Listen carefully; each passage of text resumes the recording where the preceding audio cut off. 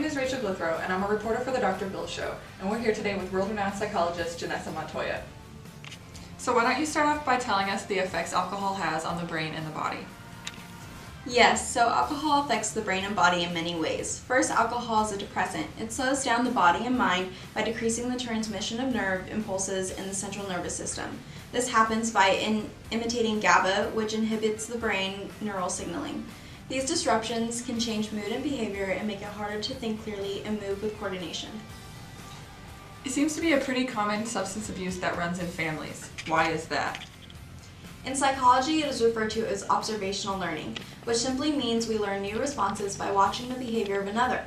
For example, as a child, you may observe and learn from your parent whose response to stress is drinking alcohol. A lot of young adults find it hard to stay sober in social settings. Can you tell us any science behind that? Yes, we can attribute some of that to operant conditioning, which is associating a voluntary behavior with an event. They are associating the behavior of drinking to the event that is having a good time with friends and being social.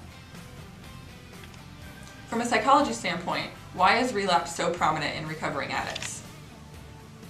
Well, classical conditioning definitely plays a role. The classical conditioning stimuli becomes associated with a high or intoxication.